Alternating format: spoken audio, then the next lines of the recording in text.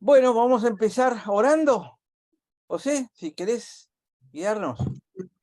Con gusto. Señor, te agradecemos el poder reunirnos un jueves más y poder disfrutar de este tiempo de aprendizaje, de compartir, de estar juntos. Gracias por tu amor en este tiempo. Rogamos que tu Espíritu Santo nos guíe, nos abra el entendimiento, nos abra el corazón también para ser sensible a una enseñanza propia, Señor, hacia nuestras vidas. Primeramente, gracias desde todos los lugares que estamos conectados. Tu amor es lo que hace posible la pasión por seguir juntos estudiando. Gracias. Bendice la vida de cada uno y a Aldo renueva sus fuerzas, a él, su esposa, su salud. Los amamos y agradecemos este tiempo. En el nombre de Jesús. Amén. Amén. Bueno, a menos que Rodolfo prefiere que lo haga en portugués, vamos a empezar. En portuñol, así yo aprendo. Eso, algo en el medio. Aquí está en Misiones, estoy en Misiones, estoy ahí, al ladito yo. Está. Al frente. Bueno, mi mujer es originaria de Misiones, así que también está cerca de ahí. Bueno, el tema de hoy es el buen samaritano. Probablemente no la conocen, nunca escucharon de esta parábola. No. Me temo que seguro pifiamos. Pero seguramente van a encontrar algunas cositas nuevas o que se van a agregar a una perspectiva diferente. Esta parábola se compone básicamente de dos partes.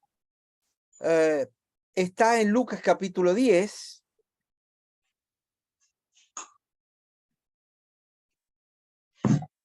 Y la primera parte es el diálogo antes de pasar a la parábola en sí. Es un diálogo que tiene con el intérprete de la ley, que es una forma de decir abogado, era el abogado de aquellos tiempos. 10:25, ya están, así que dice, y aquí un intérprete de la ley se levantó y dijo, para probarlo, es decir, la actitud del hombre quedaba claro. Y lo otro interesante es que se levantó.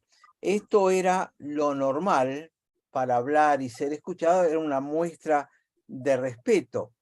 En la tradición hebrea, el maestro estaba sentado, el alumno se paraba, así que este hombre está mostrando o está pretendiendo humildad, pero la realidad es que lo estaba probando a Jesús. Entonces la pregunta es, ¿haciendo qué cosa heredaré la vida eterna? ¿Cómo podemos hacer para heredar este tema? La herencia es, de alguna manera, siempre un regalo. Así que él lo tiene claro esto.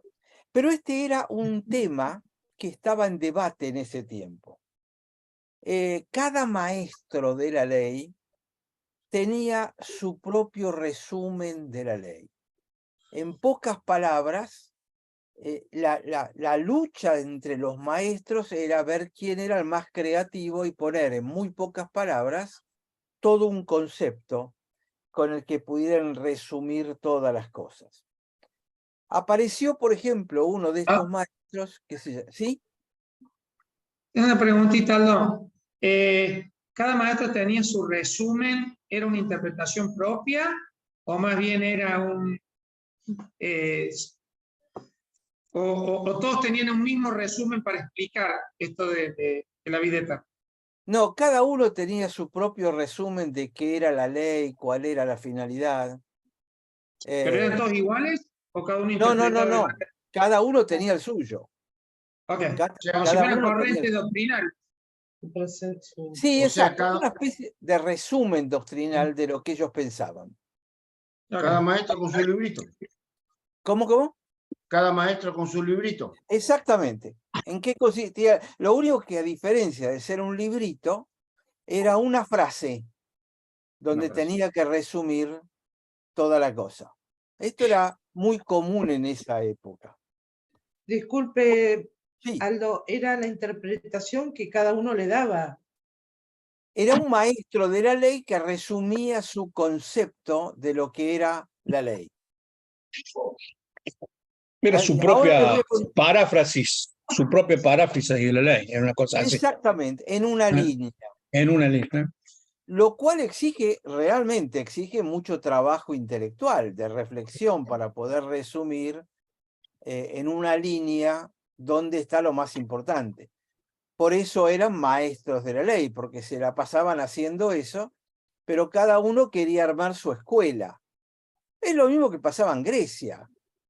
Platón, Aristóteles, Sócrates, todos ellos, todos tenían su propia concepción y tenían sus discípulos que lo seguían.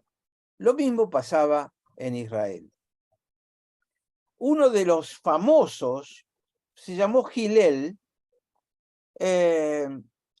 y le pidieron a él que explicara toda la ley mientras estaba parado sobre un solo pie. Fíjense hasta dónde llegaba la cosa. Tenía que ¿Parado pararse dónde? sobre un pie y mientras no se cansara, en ese tiempo tenía que resumir la ley.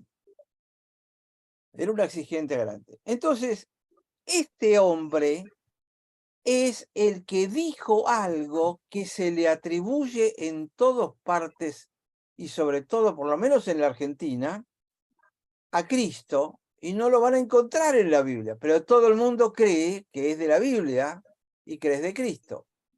¿Qué dijo Gilel? Dijo, no hagas a los demás lo que no quieres que te hagan a ti. Lo conocen, ¿no? Bueno, esa es una frase, es un resumen de un maestro de la ley que se llamaba Gilel, un hebreo. Pero no está en la Biblia y no es de Jesús. Yo lo he escuchado un montón de veces.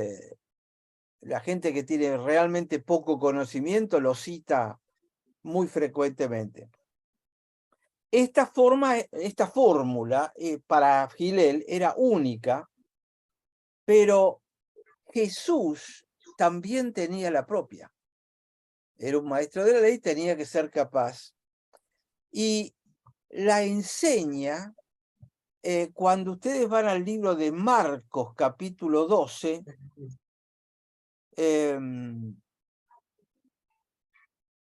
y no hay evidencia de ningún otro que enseñara lo mismo.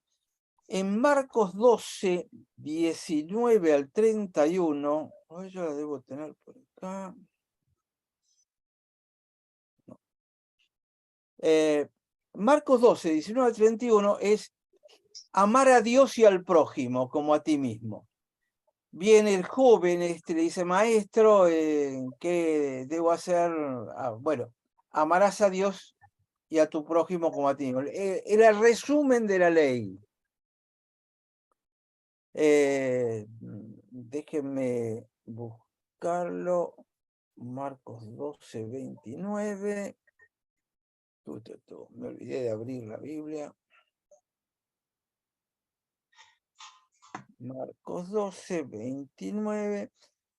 Dice que acercándose uno de los escribas que los había ido a disputar y sabía que les había respondido bien, le preguntó, ¿cuál es el primer mandamiento de todos? Jesús le contestó, primer mandamiento de todos es, oye Israel, oh Señor, nuestro Dios, el Señor uno es, amarás al Señor tu Dios con todo tu corazón, con toda tu alma y con toda tu mente y con todas tus fuerzas. Ese es el principal mandamiento.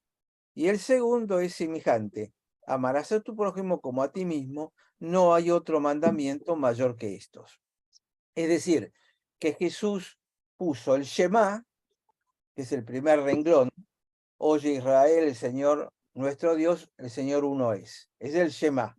Después, el primer mandamiento es amarás a Dios. Este es el primer mandamiento de Deuteronomio, de la ley mosaica. Pero en realidad dice con todo tu corazón y toda tu alma y toda tu fuerza, ya lo está mezclando con otra parte del Antiguo Testamento. Y el segundo, uno diría, bueno, uno de los 10 mandamientos. No, él dice, amarás a tu prójimo como a ti mismo, que en realidad viene de Levítico. Es una referencia sobre Levítico que Jesús la toma y dice, este es el resumen. ¿Por qué? Porque así como la tabla de la ley tenía 2 leyes, 2 tablas, la primera era referente a Dios, amarás a Dios, que él es el mandamiento positivo. Los 10 mandamientos, si ustedes le preguntan a cualquier persona, siempre les van a decir los no, lo negativo. Y a ver, bueno, no matarás, no adulterarás, no mentirás, y ahí se quedan. En general, porque eso se conocen los 10 mandamientos como lo que no podés hacer. En cambio, cuando Dios se lo presenta a Moisés, lo presenta en 2 mandamientos positivos. Los 10 mandamientos se resumen así. Primero, amarás a Dios con todo tu corazón y todo. Por lo tanto, si amarás a Dios, no te harás imagen, no te inclinarás, no la adorarás y guardarás el día de reposo. Todos los no son consecuencia del primer sí. Son como una especie de aclaración del amarás al Señor tu Dios. Y el segundo mandamiento de los 10 mandamientos es honra a tu padre y a tu madre. Si lo honras, que es el positivo, no matarás, no robarás, no codiciarás, no darás falso testimonio. Todos los no son consecuencia de honrarás a tu padre y a tu madre, porque cuando violas uno de los no, estás deshonrando a tu padre y tu madre. Entonces, todos los no, toda la parte negativa de los 10 mandamientos, no son más que aclaraciones de los 2 positivos. Amarás a Dios y honra a tu padre y a tu madre. Ahí el Señor, cuando le presentan esto, hace un cambio. Mantiene el primer mandamiento con respecto a Dios, pero el segundo, en lugar de honra a tu padre y a tu madre, lo cambia y lo cambia por amarás a tu prójimo como a ti mismo. Ahora, cuando Jesús lo resume así, ¿qué está diciendo? ¿Quién es tu prójimo más cercano? Tu padre y tu madre. Fíjense que el Antiguo Testamento decía, honra a tu padre y a tu madre. Pero Jesús lo cambió y ahora dice, amarás a tu prójimo, en primer lugar a tu padre y a tu madre. Es como que lo eleva del pedestal. Restablece la ley y la resume solamente en las cosas positivas. Es increíble porque cuanto más religioso se es, más se insisten en las prohibiciones, en las negatividades. El perfecto evangélico, ¿quién es? El que no toma, no fuma, no baila, el que no hace nada. Yo siempre digo, el paciente en coma grado 4 es el mejor ejemplo del cristiano perfecto, porque no hace nada malo. Porque nos han metido este concepto negativo en nuestra cabeza de que la vida cristiana consiste en no hacer cosas malas. Y si yo no daño a nadie, no le hago mal a nadie, y al final te dicen, hago todo el bien que puedo, pero empezaron por los negativos y terminan por el positivo. Se da cuenta que hay una especie de actitud desde el vamos, enfatizando todos los no. Entonces, a donde estoy apuntando es que cuando dice amarás a Dios y amarás a tu prójimo como a ti mismo, esta era la fórmula de Jesús. Era algo así como el lema, lo que podríamos llamar el lema del Maestro Jesús, ¿cuál era? Amarás a Dios y amarás a tu prójimo. Cada uno tenía su lema. Entonces viene este hombre y le dice, ¿haciendo qué cosa heredaré la vida eterna? Observen la pregunta, porque el hombre pregunta, ¿haciendo qué? Y nosotros hemos venido charlando en cuanto a la vida eterna y la salvación, porque normalmente en la cultura grecolatina se enfatiza la ética, el comportamiento. Y este hombre, este maestro, estaba en esa onda. Dice, ¿haciendo qué? ¿Qué tengo que hacer para heredar?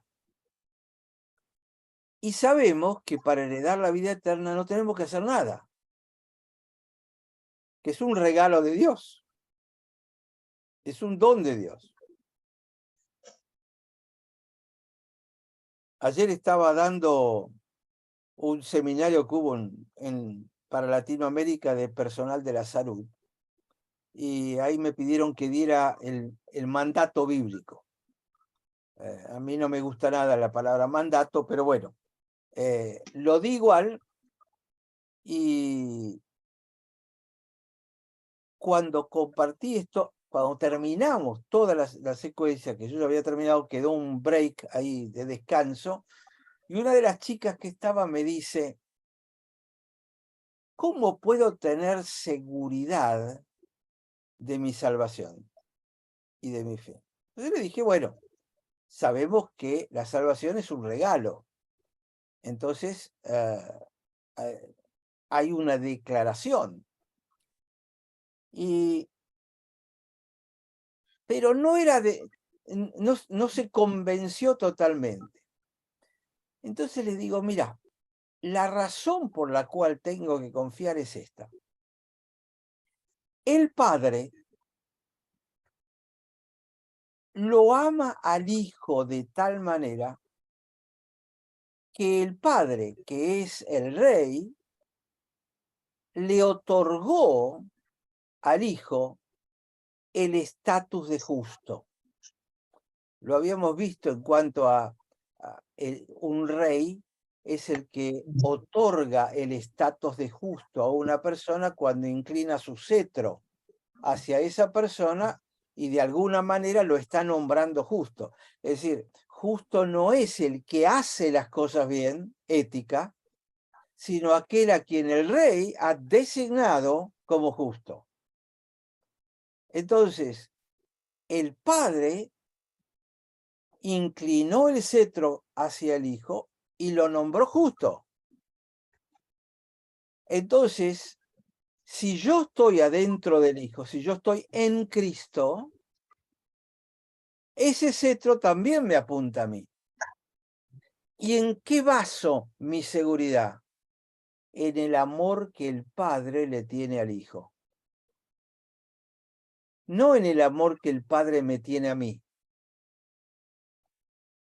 sino en el amor que el Padre le tiene al Hijo.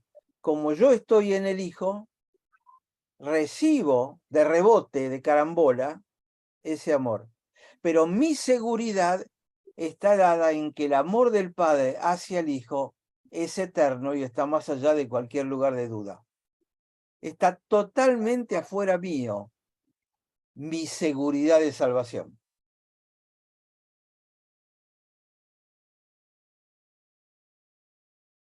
Entonces, este rabino, este intérprete de la ley, como todos los judíos del establishment religioso de Israel, él piensa que la salvación se gana a través de las obras, como tantos cristianos hoy, ¿no? A través de las cosas que hacen. Entonces, por eso el fariseo, por ejemplo, típicamente tenía 360 mandamientos, 190 prohibiciones, y había que cumplirlas todas.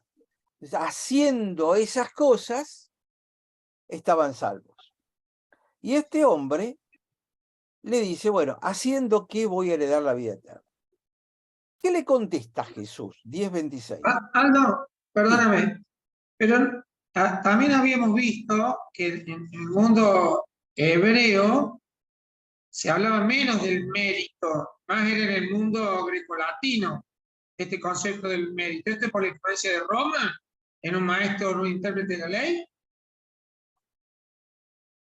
No, yo creo que esto es directo del pensamiento fariseico y sacerdotal de Israel. Es cierto que en el mundo grecolatino, la ética, es decir, mi conducta, es lo que define las cosas. Pero habíamos visto que no es este el concepto bíblico, pero sí es el concepto de los religiosos. ¿Por qué? Porque el mundo grecolatino no es cristiano, es religioso. Ellos no adoptaron el cristianismo, adoptaron la religión cristiana. Y la religión es la que me dice lo que tengo que hacer y lo que no puedo hacer. Cuando el cristianismo de lo que me habla es de lo que Dios hizo a través de Cristo. Por eso es que yo siempre insisto, yo no soy un tipo religioso. Cuando la iglesia iba a contratarme, lo primero que le dije en una reunión que hubo, yo digo, miren, yo no soy religioso, y no quiero que lo sean. Porque me parece que Marx tenía razón cuando decía que la religión es el opio de los pueblos. Si ustedes quieren dormir a la gente, denle religión. Hace esto, no haga lo otro, escrupulosamente, y los tienen dominados. Por eso es que yo no defiendo la religión cristiana, para nada. Porque creo que la religión cristiana es una piedra de tropiezo. Yo en lo que creo es a un padre que envía a su hijo para salvarme. Y nosotros más y más intentamos devolverle con actividades o actitudes religiosas. Si valoramos el cristianismo de la persona por si va los domingos a la iglesia, cuántas veces ora por día, si ora antes de comer, por cómo se conduce, si da sus diezmos. Son todas acciones, no por cómo es adentro. Es el ser o hacer. Sí, Sí, tengo una duda porque, digamos, una de las formas en que hablaban también era haciendo preguntas inteligentes y respondiendo como Jesús con otra pregunta, ¿no? Pero la pregunta que hace este intérprete de la ley es media ambigua o medio contradictoria, porque uno o hereda o hace algo para ganárselo. Es como que no sería una herencia si es que tengo que hacer algo. No sé si es por la traducción de la palabra herencia, o heredaré el reino, heredaré la vida eterna, si está bien planteada la traducción o si es una pregunta media capciosa. mira, Jesús ya venía enseñando. Este intérprete de la ley no aparece ahí por primera vez y le hace esta pregunta. Ya lo habían escuchado y se habían dado cuenta que la doctrina de Jesús no encajaba exactamente con la doctrina de los religiosos de la época. Por eso es que dice, se levantó y le dijo para probarlo. Lo estaba probando. Así que vos decís que, bueno, haciendo que, ahí lo quiere hacer pisar el palito. Es decir, lo que está buscando es que le diga, bueno, tenés que, y se los digo en evangélico, tenés que aceptar a Jesús en tu corazón. O rezar 3 Padres Nuestros. Son actitudes religiosas que no tienen ningún sentido cuando uno entiende en qué consiste el mensaje de Jesús. Entonces, él lo prueba directamente a través de esta palabrita que es clave. Pero me detengo en ella porque también es clave para nosotros. Hemos charlado un montón de veces, no sé si Fabiana lo habrá escuchado en las versiones previas, este tema de aceptar a Cristo. ¿No? Nuevo. Bueno, déjenme resumirlo en 2 minutos. En todo el mundo, en todos los continentes, en todas las iglesias en que he estado, siempre hago la misma pregunta. arranco diciendo, ¿ustedes están salvos? Y la gente me dice que sí. Entonces le digo, ¿por qué? La respuesta más habitual, más común que he recibido en cuanta iglesia hay en los 52 países que he visitado, la respuesta es porque acepté al Señor Jesucristo en mi corazón.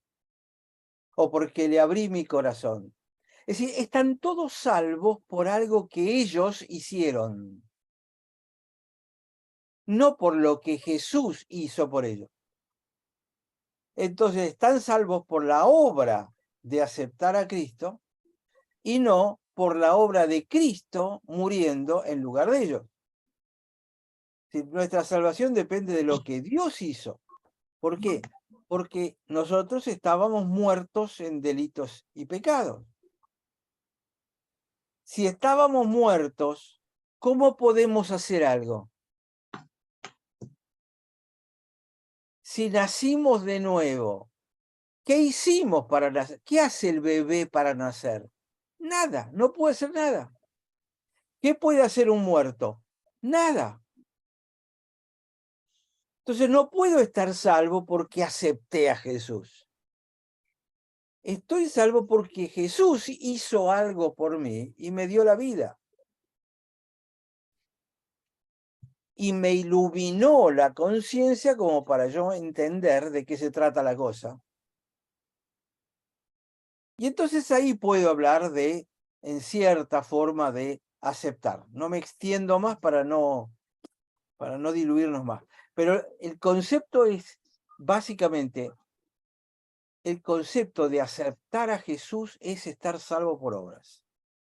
Y yo creo que el 80% o 90% de la gente de las iglesias está salvo por la obra de haber creído, haber aceptado a Cristo. Es más, nos sale de adentro cuando lo definimos, nos sale fácil. Entonces, este intérprete de la ley lo quería probar y Jesús venía hablando de algo diferente y él lo lleva al terreno fariseico. ¿Haciendo qué? Sí, recibiré, heredaré la vida eterna. A ver, Lucas 10:25. Déjenme mirar cuál es la palabra exacta. Lucas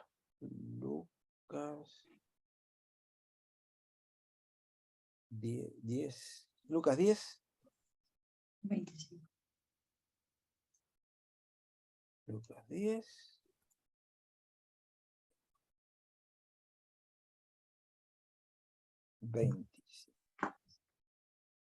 Interlineal.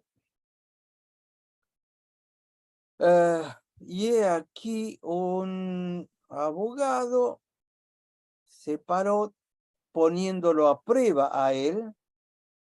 La palabra ponerlo a prueba es peirasmos, que es como se prueba el oro, por ejemplo. Se lo pasa por calor extremo para que se derrita todo lo que no es oro, ¿no? Perdón, Alto, entonces era una prueba contundente. Si se usa esa sí, palabra, era una prueba sí, muy sí. fuerte. Peirasmos, es exactamente, es la prueba Con literal que fuego. se le hace al oro para ver si es oro o es falso. Diciéndole, maestro, didascale. Así que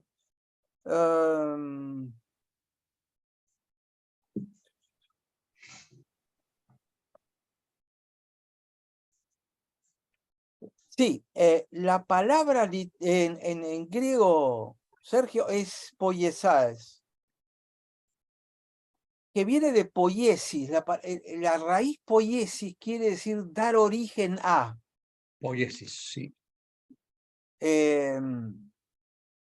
Por ejemplo, en medicina tenemos una expresión, la hematopoiesis.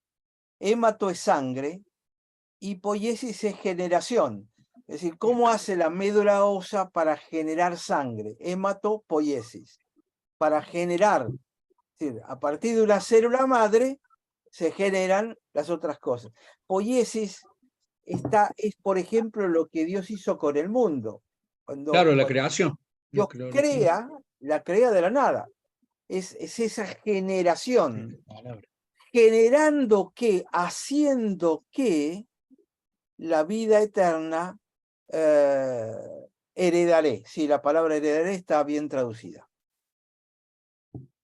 Entonces, era, ¿qué puedo generar yo para heredar la vida eterna?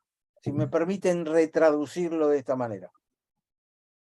Ahí está bien claro la explicación que usted daba, Aldo. Entonces, ¿qué tengo que hacer yo? O sea, ¿cómo puedo crear algo yo, mi método para heredar la vida eterna? ¿Cómo Diferente me al salvo? regalo, diferente al regalo de Dios, que lo hace Dios directamente. Ahí toma más sentido Exacto. eh, ¿Cómo me puedo salvar por mí mismo, si por mí querés? mismo. Claro, claro, esa es la traducción. Exacto. Nunca lo había Entonces pensado él así. le dice, Cristo le contesta, como se dio cuenta que lo estaban probando, Jesús, que dominaba el arte de contestar con preguntas. Es el mejor método de evangelismo que hay. Le dice, ¿qué está escrito en la ley? ¿Qué lees ahí? Entonces, fíjense lo que hace este abogado. Responde diciendo, amarás al Señor tu Dios con todo tu corazón y toda tu alma y con todas las fuerzas y con toda tu mente. ¿Vamos bien? Y a tu prójimo como a ti mismo. ¿Qué? ¿Le suena? Este hombre ya lo había escuchado a Jesús, No hay otra explicación que esa. porque está repitiendo el lema de Jesús. Con esta prueba, dijo. Claro. Es que lo está probando y ¿qué le es? Mirá, soy un buen discípulo tuyo. Es decir, vos dijiste esto, pero yo quiero saber qué puedo hacer. Seguía la controversia sobre su doctrina. Estas son las sutilezas que muchas veces se nos pasan por alto, ¿no es cierto? Entonces, él cita lo que Jesús había dicho. Entonces Jesús le dice, bien has respondido. Es decir, es como en la escuela, ¿se acuerdan que teníamos que repetir de memoria lo que el maestro nos había enseñado? Si no, nos bochaban. Y le dice, haz esto y vivirás. Yo agregaría, si podés, atrevete. Es decir, me preguntaste qué hay que hacer. Bueno, acá tenés la ley resumida en positivo, no te digo nada negativo. Andá y hacelo. ¿Podés? Es que No, la única forma de hacerlo, Aldo, es en Jesús, no hay otra. Si no, no vas a vivir. es que el único que pudo hacer eso fue el propio Jesús. Porque todos los demás nos desviamos a una y somos destituidos de la gloria de Dios. Ahora, ¿qué sabiduría la de Jesús? Como dirían ustedes ahí en Córdoba, ¿no? ¿Qué sabiduría el vago este? Esa capacidad para captar inmediatamente hacia dónde van y cómo responderle en sus mismos términos. Todavía no vimos nada, porque después viene ahora viene lo interesante. Claro. ¿A Entonces, dónde lo cuando dice, lleva? ¿A dónde lo lleva Jesús? Porque andá y amá, entonces, para el abogado este, el planteo es, bueno, ¿qué hago? ¿Qué dice la ley? Tengo que amar. Bueno, muy bien. ¿Hasta qué punto tengo que amarlo? Es como, estoy haciendo como un diálogo interno. Amar, pero amar, la flauta, eso es mucho. ¿Hasta qué punto? ¿Hasta cuándo? ¿Hasta dónde? ¿Cómo? Pero todo esto no lo expresa el hombre. Pero Jesús sabe que esto es lo que tiene que estar pensando. Y por eso arranca Jesús después con su parábola. Pero Entonces, creo que al maestro le conflictó más el amar al prójimo que amar a Dios. claro. Como que amar a Dios nos es más fácil que al prójimo, por eso también me parece que plantea ahí quién es mi prójimo. Pero claro, no solo prójimo, Jesús lo lleva a un pueblo cuasi enemigo. Exacto. Estoy adelantando quizás, pero lo estás llevando ahí. Ese. ¿Quién es tu prójimo? Bueno, está el pueblo del lado. El Es tu peor de prójimo. todos. El El pueblo, peor de todos. El peor de claro. Es todos. que Jesús te va a meter el dedo en la llaga para que saltes. Pero fíjense que antes de llegar a esto, Jesús ya metió el dedo en la llaga. Sí, ¿Por qué? Porque la enseñanza de Jesús está en orden invertido a los libros del Pentateuco, los primeros 5 libros de Moisés, la Torá. Eso era lo que se llamaba la Torá. Deuteronomio es el último libro de la Torá. En cambio, Levítico está antes que Deuteronomio. Pero cuando Jesús junta los 2 elementos de la ley, que vienen del libro de Moisés, Jesús los cita, pero al revés. ¿Por qué? Porque primero cita Deuteronomio 6:4, que es el Shema. Oye Israel, Jehová nuestro Dios, Jehová uno es. 6:5, y amarás a Jehová tu corazón, tu Dios, con todo tu corazón y toda tu alma y todas tus fuerzas. Y no dice toda tu mente. Eso lo agrega después. Y el segundo mandamiento, en realidad, en la Biblia está antes, porque está en Levítico 19:18, que dice, no te vengarás, ni guardarás rencor a los hijos de tu pueblo, sino amarás a tu prójimo como a ti mismo. Yo Jehová. Pero fíjense que ese segundo mandamiento arranca con no te vengarás, no guardarás rencor, sino, y ahora viene lo positivo, amarás a tu prójimo. Jesús lo único que toma es lo positivo. Porque el mensaje de Jesús en todo aspecto siempre es positivo. Jesús nunca arranca con lo negativo como hacemos nosotros, los religiosos. Porque les guste o no les guste, somos religiosos todos. Lo convertimos en religión. Es lo que hizo Eva cuando aparece la serpiente y le dice, pero no comiste de eso. No, es que el Señor dijo que no lo comamos ni lo toquemos. Eso lo agregó Eva, no estaba en la instrucción original. ¿Qué quiere decir? Eva ya le metió religión al mandamiento de Dios. Y esto es lo que hacemos nosotros, al mandamiento positivo de Dios, siempre le metemos nuestras negativas, la cosa negativa, como para hacerlo religioso, para ponernos como límites, para encerrarnos. Lo que pasa es que como hombres y mujeres, como criaturas, necesitamos, entre comillas, un código de Hammurabi, algo que nos marque pauta siempre, al margen de... Claro, pero fíjate que justamente lo que Dios enseña y Jesús enseña es, Él te tira lo positivo y te da unos márgenes enormes. Claro. Pero somos nosotros los que nos ponemos los márgenes más chicos porque tenemos miedo de manejar tanta libertad. Oh, eso es fuerte. ¿Eh? Eso es muy fuerte. Claro. Es una responsabilidad tremenda. Claro, asumir la responsabilidad, pero no la queremos asumir, entonces nos empezamos a poner límites muy estrechos.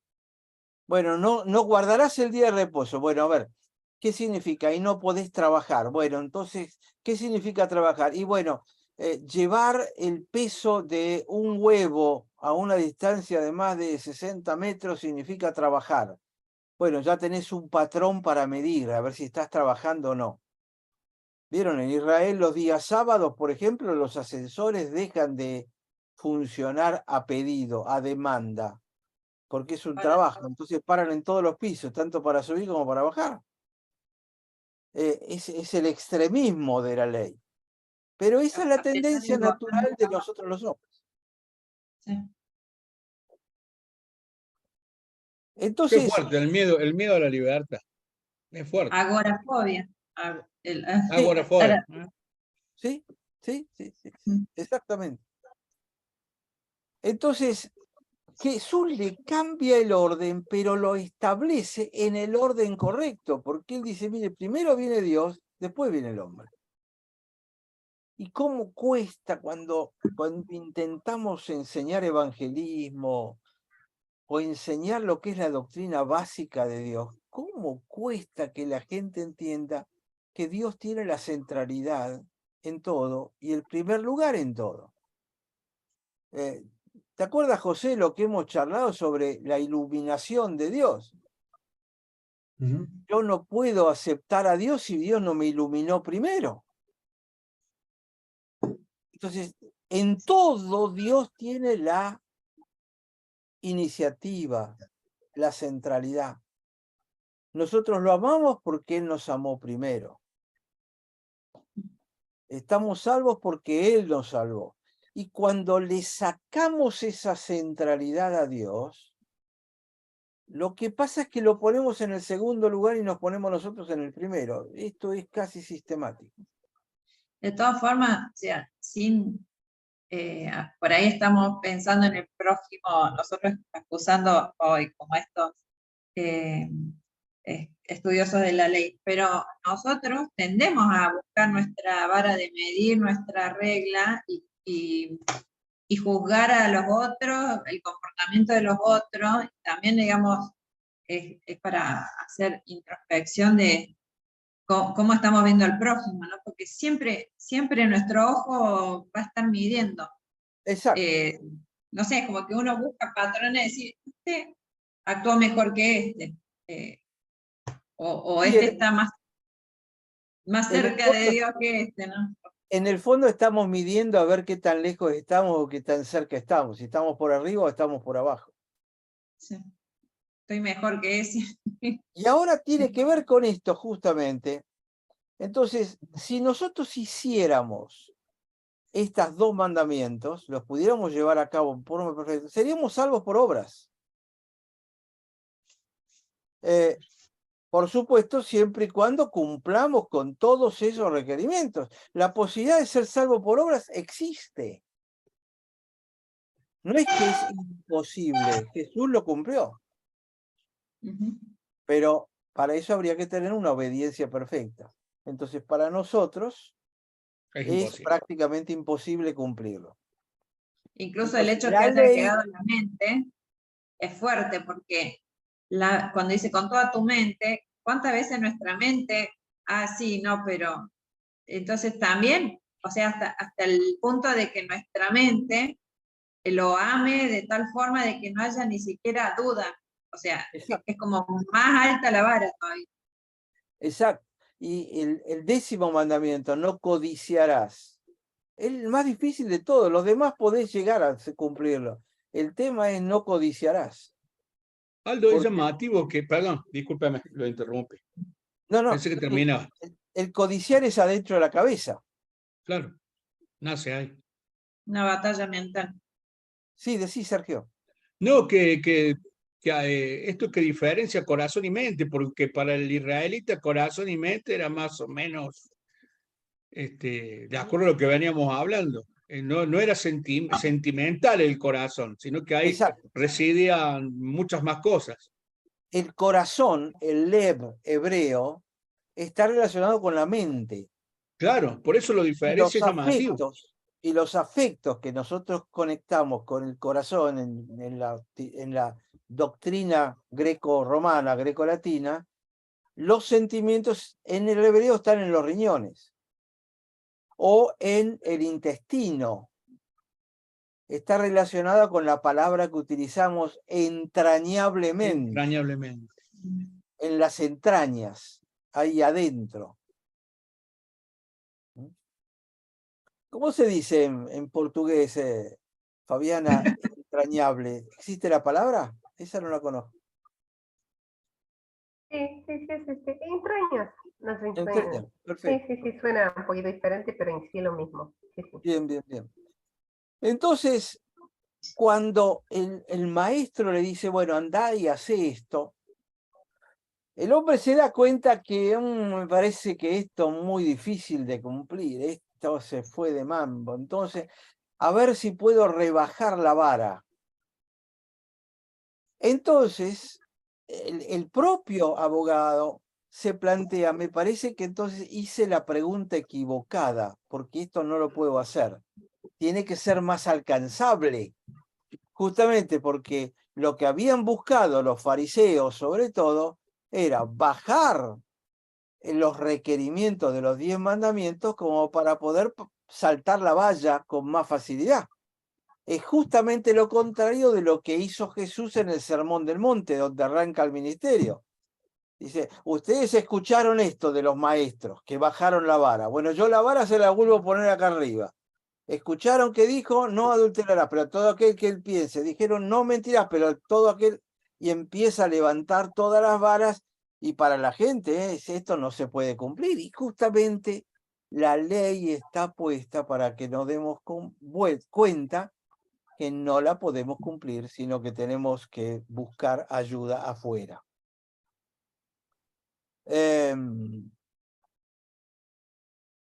Si ustedes miran un detalle paralelo, antes de empezar con la cosa, Hechos 16:30, a Pablo le hace más o menos la misma pregunta, y Pablo contesta, cree en el Señor Jesucristo y serás salvo.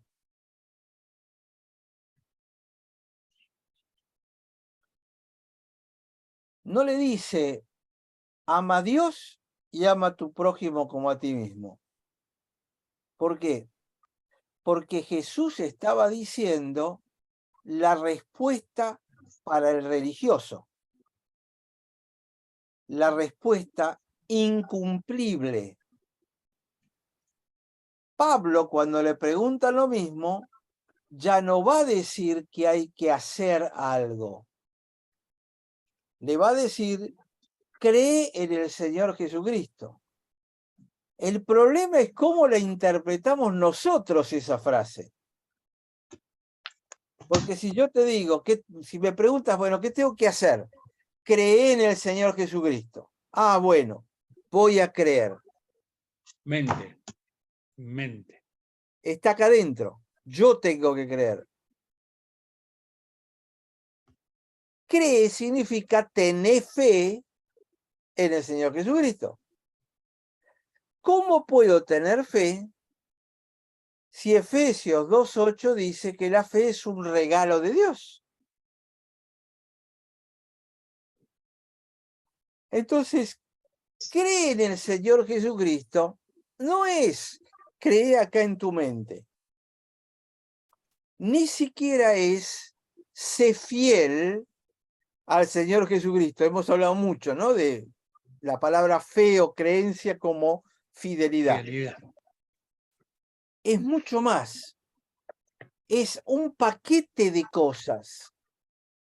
¿Qué significa creer en Jesucristo? Primero, Dios el Padre tenía un plan antes de la fundación del mundo. Jesús iba a ser el enviado para salvarnos.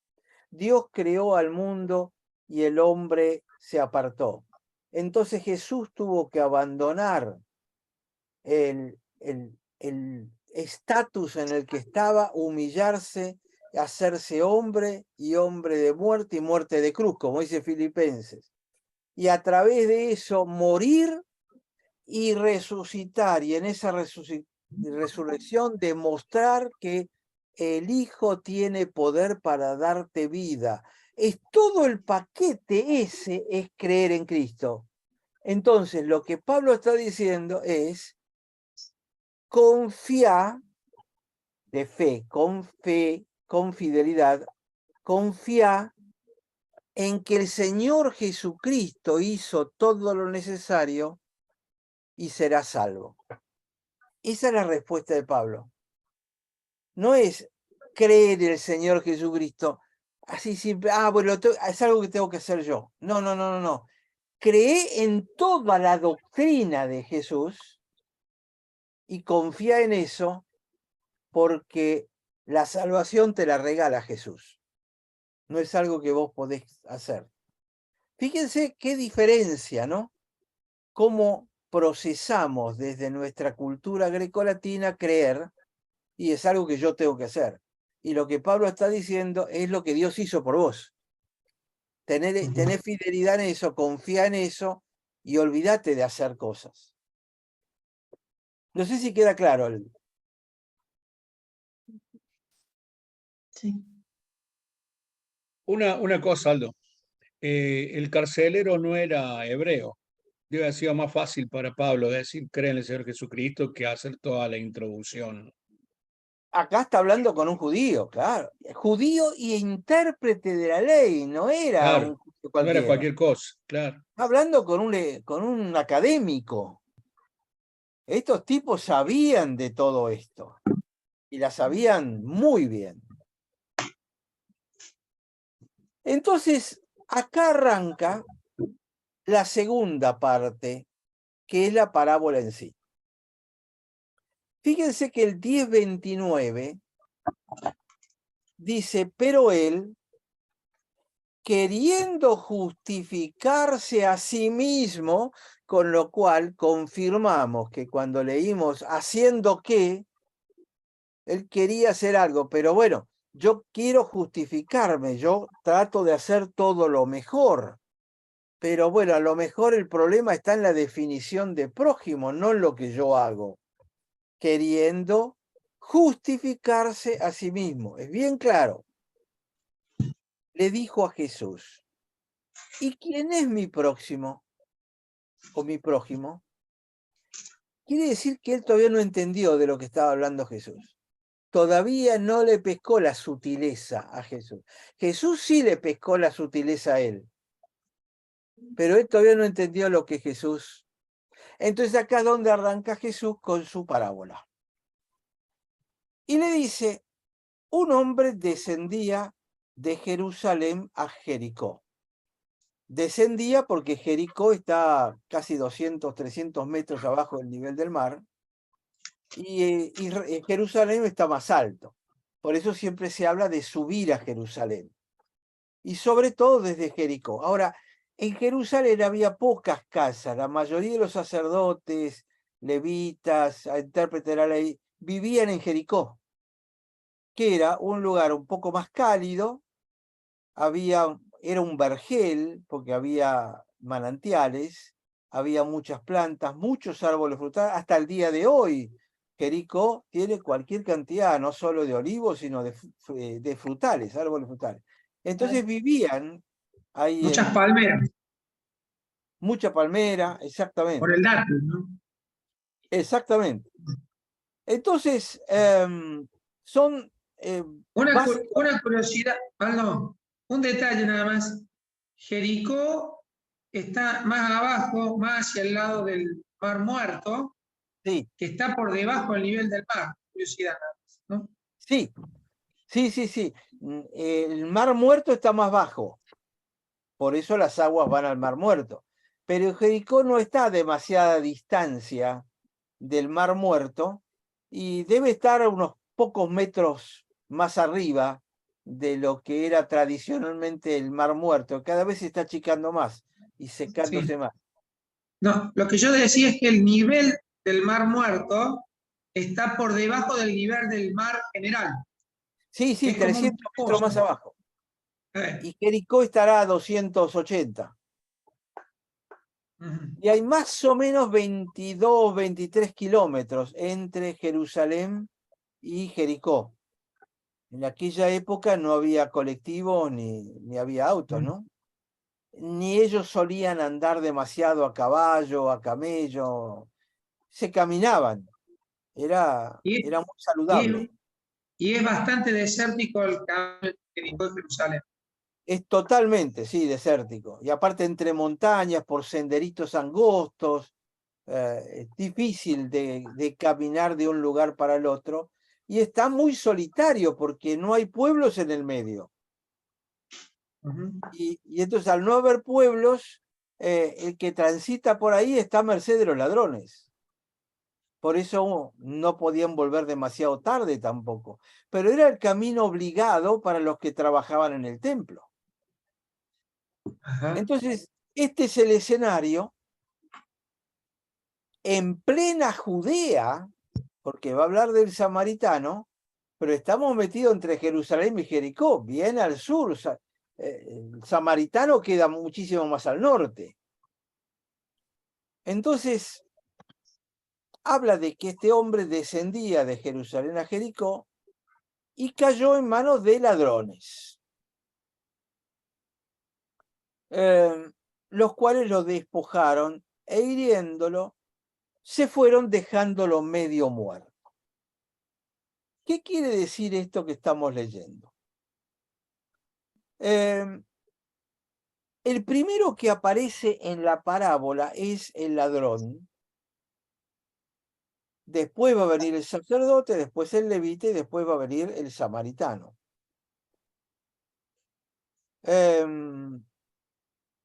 Y quiero marcarles primero un orden inverso. ¿Se acuerdan que yo les dije que en las parábolas siempre hay alguna cosa medio poética? Hay una especie de estructura poética adentro de las parábolas. ¿Por qué? Porque era la forma en que tenían de recordar. Acuérdense que ahí no había dónde escribir, no había papel y lápiz, y entonces las historias había que recordarlas de memoria. Para recordarlas de memoria tenían que darle cierta cadencia, cierto ritmo poético, para que no fuera un relato que se olvida después. Entonces quiero mostrarles una estructura general de la parábola. Fíjense que empieza con el ladrón, sacerdote, levita, samaritano.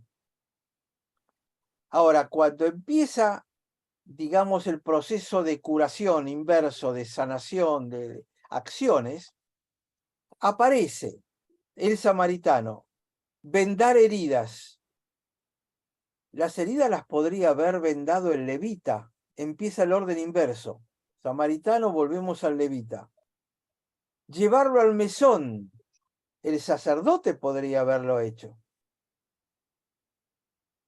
Y finalmente, él paga para el mantenimiento, para la curación de este hombre, cosa que los ladrones son los que los despojaron. Es decir, hay un orden inverso en la estructura general. Los ladrones roban y podrían haber devuelto o habrían pagado su sustento, pero por supuesto son ladrones. El sacerdote podría haberlo llevado al mesón. El levita podría haberlo vendado, pero no lo vendó. Y finalmente todo es como una flecha que se junta al final en el samaritano, que es lo que hizo toda la cosa. Incluso es una estructura más fácil de recordar de qué pasó. Pero quería mostrárselo para que vean que se sigue cumpliendo la ley de que las parábolas son estructuras poéticas y no simplemente prosa, no simplemente relatos. En el lenguaje rabínico había 4 estadios de enfermedad. Estaba el enfermo, el medio enfermo, el medio muerto y el muerto. Estas eran las 4 categorías. Enfermo, medio muerto, muerto. Y a medida que vas bajando, vas acercándote a la muerte. Aquí el relato dice, lo dejaron medio muerto. Es decir, el tipo estaba en coma. Medio muerto significa que no estaba, bueno, lastimado, moviéndose, pudiendo ponerse de pie. No, estaba en coma. Le habían dado una flor de paliza. Estaba inconsciente. Ahora, aparece el sacerdote bajando. Viene de Jerusalén, se vuelve a Jericó después de su periodo de servicio. Los sacerdotes normalmente eran ricos, porque eran los que se quedaban con toda la riqueza del templo. Ahora, lo que es común en esa época era incluso hasta el día de hoy, en todo Medio Oriente, de que se reconocen uno al otro por la ropa que llevan. Por ejemplo, los turbantes, el color de los turbantes, habrán visto a Yasser Arafat con ese turbante blanco y rojo, característico de los que son palestinos. Palestino. ¿Por qué? Porque lo llevan de un costado. El jordano lleva el mismo, pero lo lleva colgando para atrás. Es decir, hay distintas formas de vestirse, e incluso cuando se visten igual, que uno dice, bueno, este es de tal país, te pueden identificar por el acento que tenés. Por ejemplo, si tenés un acento porteño o de Córdoba. Hay una diferencia que me permite diferenciar. En Brasil yo he estado en muchos lugares de Brasil, en el norte de Brasil es fácil identificar al brasilero del norte, el brasilero de, como era mi madre, de Río de Janeiro, habla mucho con la S, tiene una especie de herencia portuguesa. Es decir, entre la ropa y el hablar, vos podés identificar más o menos si este es de los míos o es de otro. Y a eso estoy apuntando. Entonces, en Palestina en aquellos tiempos había 9 lenguajes diferentes, pero este tipo estaba inconsciente y lo habían robado, le habían sacado toda la ropa. El sacerdote entonces no podía saber ni por la ropa ni por su acento, Qué buen ¿yo detalle. tengo una obligación con este o no? Porque si el tipo era judío, él sin ningún lugar a duda debía ayudarlo. Pero estaba inconsciente, estaba sin ropa, estaba en necesidad. ¿Cuál Sí, era el dice un deber que hombre, ¿no? tenía? ¿Cómo? Que dice que era un hombre, no dice que puede ser el que está casi muerto. Claro, Digamos, la Biblia no lo describe, porque también podría haber sido samaritano. exactamente. El Está, sacerdote no tenía forma de discernir quién No era tenía este. la... Ahora, el si me sacerdote tenía permiten, obligación. Sí, Sandra. está describiendo el corazón de estas personas, porque si no, si tuviera ropa, supongamos me hubiera identificado como samaritano, sería bueno, hace acepción de persona, ¿no? Una Exacto. cosa, pero acá está mostrando bien que no le interesa nada. Es que justamente el relato contiene todo esto, pero esto lo van a entender únicamente los que lo escuchaban porque pertenecían a la misma cultura. No tenían que aclarar todo esto que estamos aclarando nosotros y que normalmente no conocemos. Por eso que le dije, les voy a dar una cantidad de detalles que me parece que pueden sumar mucho a interpretar esta parábola. Entonces, ¿cuál era el deber? Si estuviese muerto, acuérdense que no se movía, si estuviese muerto, tengo que mantenerme a la distancia de una longitud de brazo. Yo extiendo mi brazo y tengo que estar por lo menos a un brazo de distancia para no contaminarme. Porque si me contamino, tengo que regresar a Jerusalén, porque soy sacerdote. Y cuando llego a Jerusalén, tengo que buscar una vaca roja, no una vaca cualquiera, tiene que ser una vaca roja, la Pará Adumá del Antiguo Testamento. Era una vaca que había que quemarla y las cenizas se utilizaban para los ritos de purificación del que se había contaminado y había estado en contacto con un cadáver. Si quieren leerlo, está en Números 19 del 1 al 22. Entonces el sacerdote sabía todo esto. Había que volver, buscarla, quemarla en sacrificio hasta que fuera cenizas. y en un proceso de un mínimo de una semana, recién podría quedar ceremonialmente limpio, pero en esa semana, mientras está no puro, no recibe diezmos, no puede comer él ni puede comer su familia, se queda sin salario. Además, el tipo no sabía quién era esto, y si era un griego, si era un sirio, por ley no tenía responsabilidad para eso.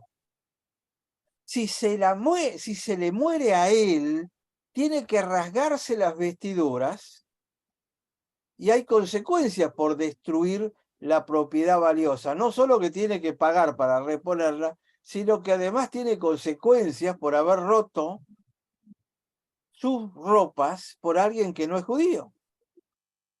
¿Se imaginan los fariseos que estaban escuchando esto? Aplauden la conducta del sacerdote que siguió de largo. El problema no es el sacerdote, el problema es el sistema legal que te dice qué tenés que hacer en cada una de las circunstancias. Entonces, como dice el texto, dice, aconteció que descendió un sacerdote por aquel camino y viéndole pasó de largo. Es decir, lo vio y se apartó, hizo una curvita para no quedarse cerca y no contaminarse. Seguramente se detuvo, lo miró, vio que no se movía, estaba sin ropa, y todo esto le pasó por la cabeza. ¿Qué decidió? Sigo el largo, no me meto, a ver si pierdo más de lo que gano. Y el tipo, y qué sé yo. Después de eso, el versículo 32 dice que el levita llegó cerca de aquel lugar y viéndolo, pasó de largo. Entonces, el levita es un asistente del sacerdote. Trabajan también en el templo. Entonces, si al sacerdote no le había importado, ¿por qué le tiene que importar a él? Porque corre los mismos, corre exactamente las mismas normas para el levita que quedaría contaminado. Entonces, el samaritano que llega pasa a ser el héroe de esta cosa.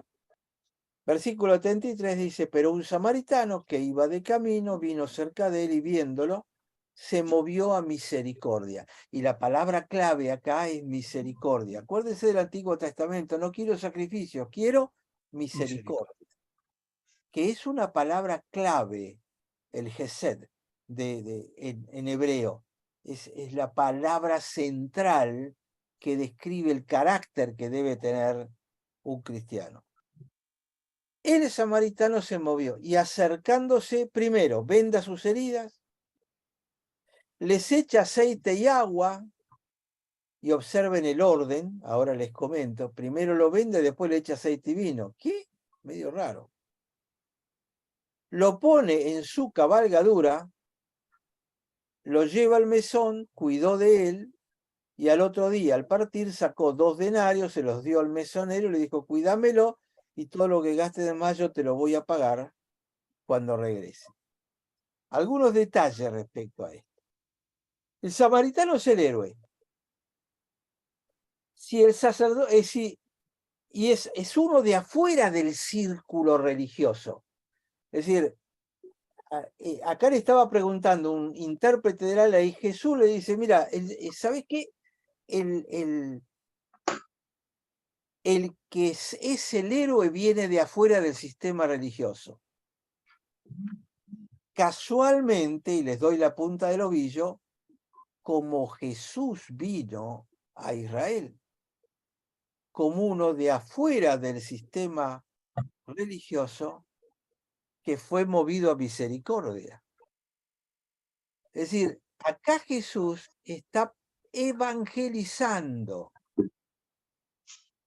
Está diciéndole, el samaritano soy yo, que vengo de afuera del sistema, y esto es lo que voy a hacer. Cuando a los religiosos les importa 3 pepinos lo que haga o lo que pase. Sacerdote, levita y ahora el abogado, todos ellos. Es decir, identifiquen al buen samaritano con Jesús porque es lo que Jesús deliberadamente está presentando. Por eso no dice vino alguien de Galilea o un sirio, no. Le pone un samaritano, alguien a quien era de afuera del sistema, medio judío. Él era medio judío por parte madre. ¿Se dan cuenta las similitudes?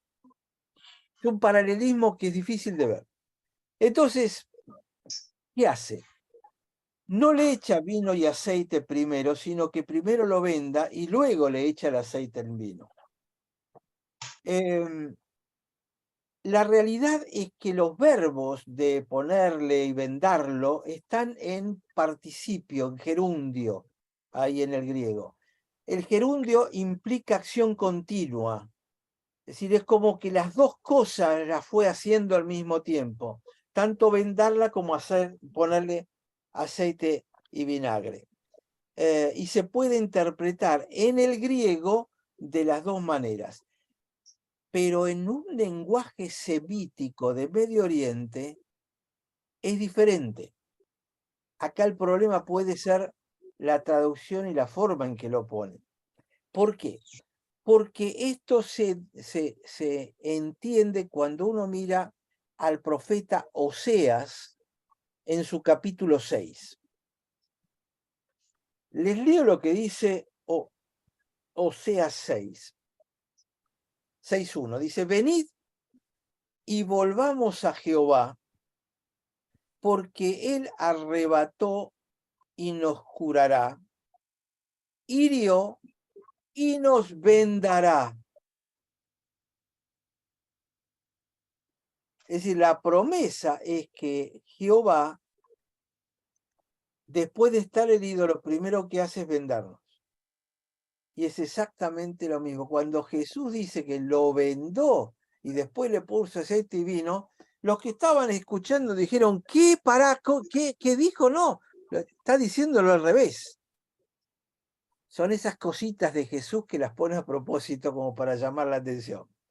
Y automáticamente los lleva a todos los oyentes a recordar Oseas, capítulo 6, que es una promesa, Dios vendrá y los vendará.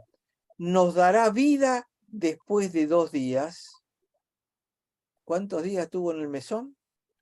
En el tercer día nos resucitará y viviremos delante de él. Y conoceremos y proseguiremos en conocer a Jehová como el alba está dispuesta a su salida y vendrá a nosotros como la lluvia tardía y temprana a la tierra. ¿Qué haré de ti, Efraín? ¿Qué voy a hacer contigo, Judá? La piedad vuestra es como nube de mañana. Sería, ¿qué voy a hacer contigo, sacerdote, levita y abogado? La piedad tuya es como la nube de la mañana, como el rocío de la madrugada que se desvanece. Por esta causa los corté por medio de los profetas, con las palabras de mi boca los maté, y tus juicios serán como luz que sale. Porque misericordia quiero y no sacrificio, y conocimiento de Dios más que holocausto. ¿Se dan cuenta que cuando dice los vendaré 2 días, llevarlo al mesón, pagar por la cosa y haber hablado de que el samaritano tuvo misericordia en Dios, en 2 versículos, les puso en contexto Oseas, capítulo 6. Son Maravilloso. estas, Maravilloso. Claro, Y para a el su público vez- de aquella época era wow. Y los sacrificios y los holocaustos están apuntando a los levitas y a los sacerdotes. Exacto. Ahora espera algo. El Sergio, el gordo, cuando se adelantó y empezó a pensar en el samaritano, pensaba igual que yo, en una acepción del samaritano que no tiene nada que ver con lo que acabamos de ver. No, Claro, en un extranjero no religioso, nada más. No, claro. bueno, pero pensábamos, Jesús lo usó al samaritano, que era un despreciado, para mostrar lo bueno, y La en realidad misericordia. viene por otro lado.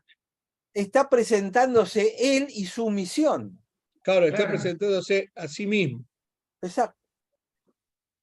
Entonces Claro, claro. Jesús lo venda, lo lleva a la villa, no lo deja en lo salvaje, lo rescata. El samaritano incluso arriesga su vida en esto, porque si llega a Jericó con un tipo desnudo al cual lo ha robado, probablemente lo matarían, porque era samaritano y iban a pensar que él había dañado a este hombre. Y si no podías pagar la cuenta del hotel, te podían tomar como esclavo. El tipo se arriesgaba a que lo mataran, a que lo tomaran como esclavo. Y sin embargo, él ofrece pagar todo, como Jesús, que se ofreció a pagar todo. Y El acto de como Jesús cuando fue a resucitar a Lázaro, sabía que ese era un paso hacia su muerte, porque se estaba exponiendo y arriesgando a todo, porque sabía que yendo para allá iba directo a la muerte. lo que el samaritano hace es acto de salvación completo. Es la obra de Cristo. Esta parábola tiene la teología de la salvación y la cristología como el Salvador. Es decir, Jesús se presenta a sí mismo. Ahora, este hombre había empezado diciendo, ¿haciendo qué cosa? ¿Cuál es la respuesta de Jesús? En suma, dice, no tenés que hacer nada, yo voy a hacer todo, porque yo voy a ser el samaritano que me arriesgo, que pago la cuenta, que te curo, que te vendo, te pongo aceite, te pongo vino, vino para desinfectar, aceite para suavizar. Yo voy a hacer toda esta tarea y me hago cargo y me arriesgo a que me maten y me arriesgo a que me descarten. Es decir, el otro empezó buscando cómo puedo salvarme por mí mismo, y Jesús le cuenta una historia para contarle que él es el Mesías rechazado que viene de afuera del sistema para realizar el acto de salvación que este hombre estaba buscando. El tema es que cuando le responde al final, ve, y haz tú lo mismo, le está diciendo, ¿sos Sí. capaz de hacerlo? ¿Sos capaz de hacerlo vos? Claro, Toma tu cruz y sigue. ahora te voy a contar la otra posibilidad, y ahí aparece la parábola.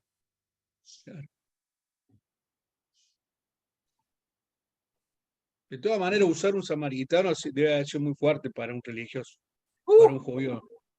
Para todos los que lo Claro. escuchaban, debió haber sido muy bravo. Claro, primero, ¿qué hace un samaritano ahí? Y iban por negocio, pero eran muy mal vistos, ¿no? No los querían para nada.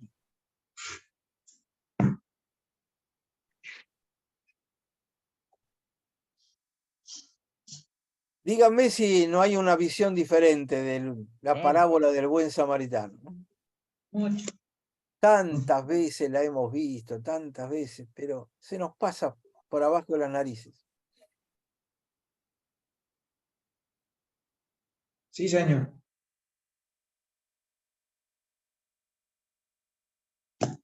Bueno, Bueno, hasta ahí. este hay que escucharlo un par de veces, Aldo, de nuevo para sacarle más jugo a esto.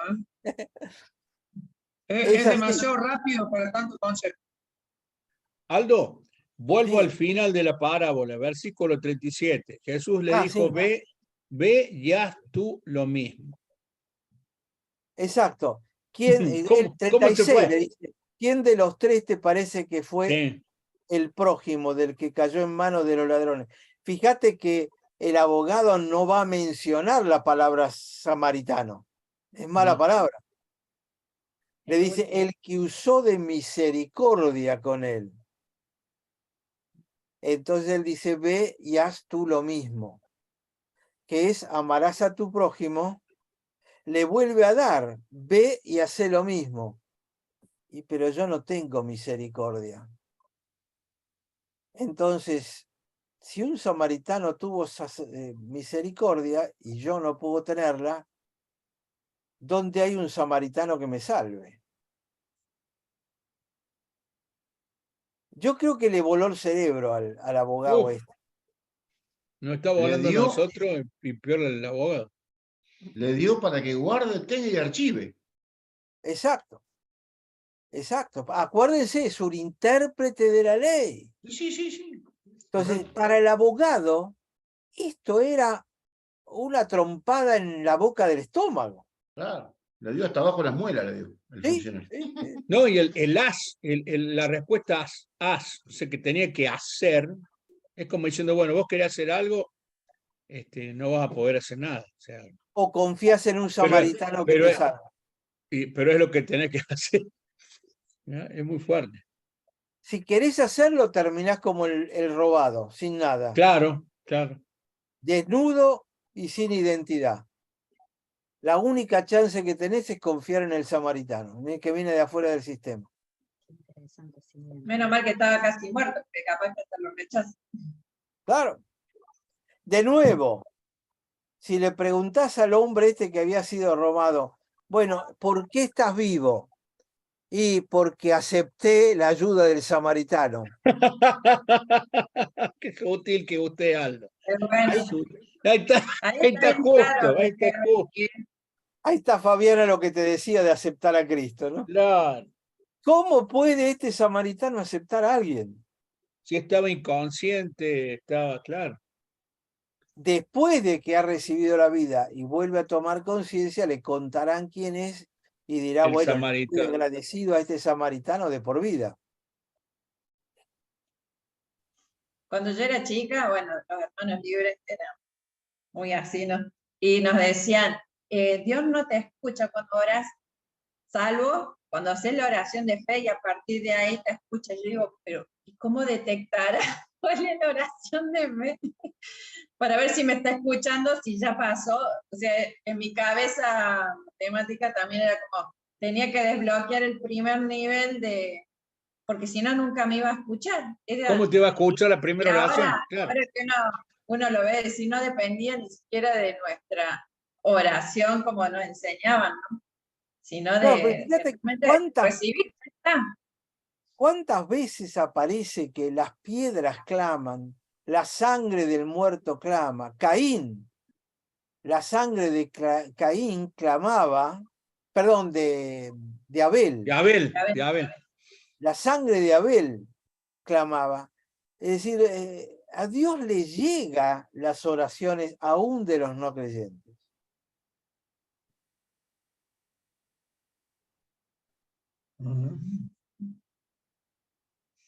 Pero Y bueno, con es esto, para reflexionar repetí más. de nuevo, Aldo, porque con esto se nos mata todo lo religioso que Claro. podemos llegar a tener. Fíjense. Dios escucha la oración de los no creyentes. Wow, decirlo en un. Y bueno, cuando Pedro tiene la visión para que vaya a ver a ¿cómo es el? A Sí, Cornelio. a Cornelio. O sea, Claro, Dios escuchó claro. la oración de Cornelio. Claro. Exacto. Pero decirlo en un grupo religioso, o sea que Dios escucha las oraciones de los no creyentes, los no convertidos, los no salvos. Wow. Fíjense en el Salmo 120, dice, a Jehová clamé estando en angustia y él me respondió. Clamó porque estaba en angustia, no dice que era creyente. Incluso yo no sé si hicimos los salmos, los cánticos graduales, José, contigo. José. ¿Conmigo? Ah, contigo sí. Sí. Es el primer paso de toda la secuencia. Es decir, hay un montón de lugares donde aparece gente que clama a Dios y Dios le responde. Y no eran creyentes, pero en estado de desesperación. Dicen que en las trincheras no hay ateos. Oh, sí, ahí creen todo. Exacto. Y antes de morir todo el mundo está ahí. Todo el mundo cree. Si vos existís, tatá. Cuando las balas zumban, Exactamente. Y tengo amigos que me dijeron, vos sabés que voy a empezar a creer lo que me estás diciendo, porque, y sí. cuando, Y cuando sí, los cuando las momentos, balas empiezan a picar cerca, ¿eh? cuando las Exacto. balas pican cerca, o creer o reventar, dijo uno, yo prefiero creer. Y sí, Exacto. El miedo no es canso. Claro, claro, el miedo no es 11, es cierto. Así que les diría que esta es una parábola, todo este aspecto, volver a leerla despacito, Sí. porque se da cuenta cuánta sutileza hay, ¿no? ¿Qué tengo que hacer? Bueno, hace esto y al final le dice, andá y hace lo mismo, ve tú y haz lo mismo. Pero en el medio hay un relato donde Jesús, este pobre hombre cayó en manos de ladrones que lo despejaron. No dice quiénes son los ladrones, No. pero son gente que le sacó lo que tenía. Y uno podría decir tranquilamente Satanás y los demonios, que te sacan y que te dejan así tirado en el camino inconsciente.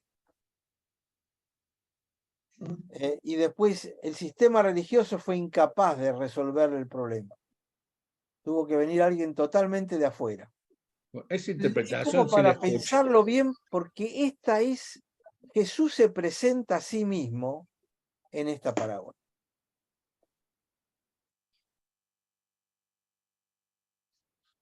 Sí, o también la gente juzga, mira, le pasó todo eso porque es un pecador, porque hizo las cosas mal, porque no fue precavido, ¿Por qué iba a hacer negocio? Escuché yo, ¿por qué iba a hacer negocio? Entonces, no era lugar para hacer negocio, pasar por ahí, y por eso lo agarraron los ladrones.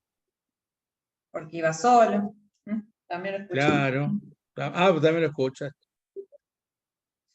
Pero este concepto de la misericordia, Es un fuerte eso. detallecito más que me parece que el gesed de Dios, misericordia implica un pacto previo entre dos personas. Es decir, el primer paso de la escalera es, entre dos personas se hace un pacto, en este caso entre Dios y el hombre. A ese pacto los dos tienen que serles fiel, ser fiel de cumplir ese pacto. Ahora, cuando uno es fiel como Dios y el otro es infiel, ¿cómo reacciona el que fue fiel, el que pudo cumplirlo? Tiene que mirar al que no cumplió con misericordia, con gesed. Con ¿Cómo se escribe espíritu. Gesed? ¿Cómo? ¿Cómo se escribe Gesed? H-E-S-E-D. Gesed.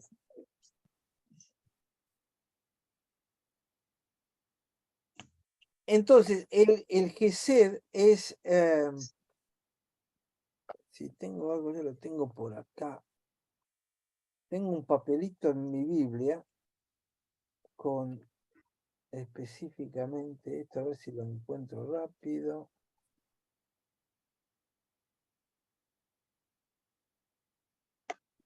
Sí, acá está. Hay un pacto, la base sobre la que se sustenta el pacto es el amor. Es decir, el pacto se hace porque hay amor por parte de ambos abajo. Entonces, en el primer nivel está el amor, arriba está el pacto y hay una fidelidad a estas obligaciones contraídas en el pacto. Y el santo es aquel que acude en ayuda del que fue infiel y del que no pudo cumplir el pacto porque tuvo problemas. Ahí es donde aparece la demostración del gesed, la misericordia. Es exactamente lo que vemos acá, o en Oseas, cuando habla de misericordia, o Dios mirándonos con misericordia. Dios hizo un pacto basado en amor con nosotros no lo cumplimos y Dios nos mira con misericordia y nos envía la solución a través de Jesucristo, ¿no? Así que el gesed es una Dijiste hay un característica. ¿Cómo? el santo. Dijiste, el santo es el que aparece, ¿así dijiste? Claro, el Hasid, el santo es el Hasid que viene de Gesed. Entonces el Gesed es esa actitud perdonadora que entiende y que te libera, que te restaura y que te ayuda. Es Como la el padre del hijo característica pródigo. del carácter de Dios. Como el padre del hijo pródigo va con el hijo pródigo y con el hijo mayor también. Como Exacto. que extendió el ser a los dos.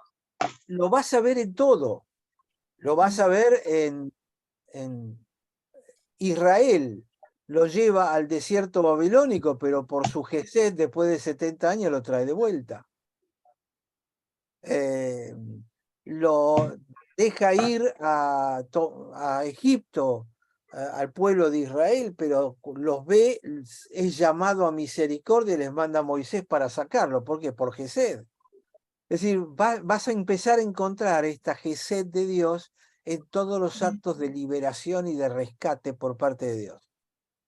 O cuando dice lento para la ira y grande misericordia. Grande en siempre- Gesed.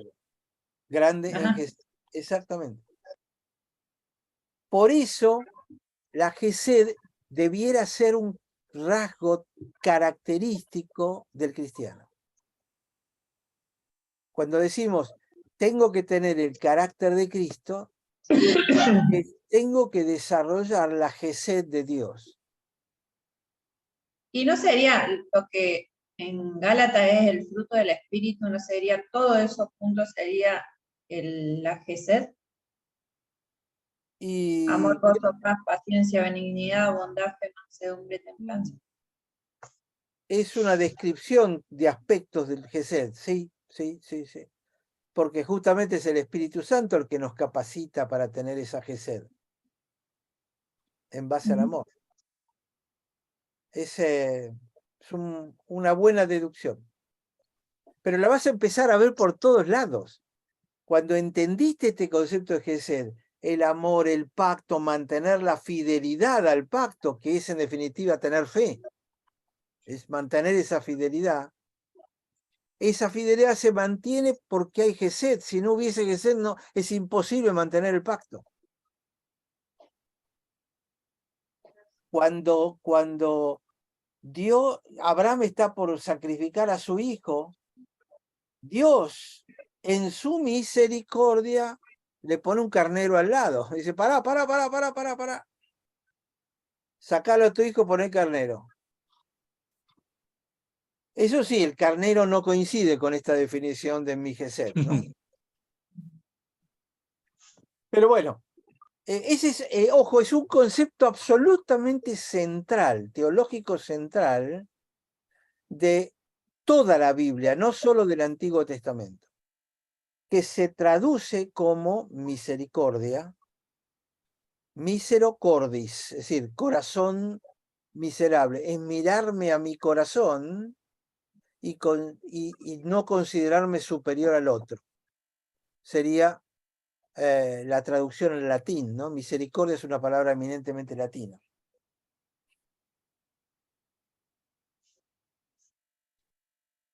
Bueno, gente.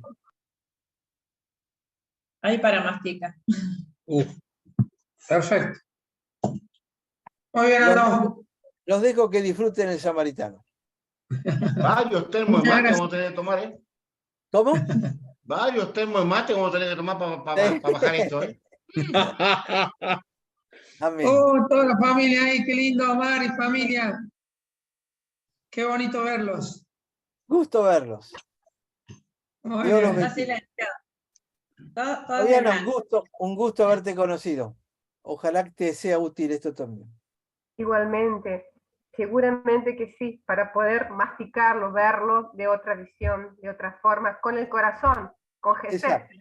Ahí está. Amén. Amén. Muito obrigado. Muito obrigado. Ah, muito obrigado. Ya estamos. Dios te bendiga Ya estamos ahí. 2 lecciones más y arrancamos en portugués, ¿eh? Eso. ¿Listo?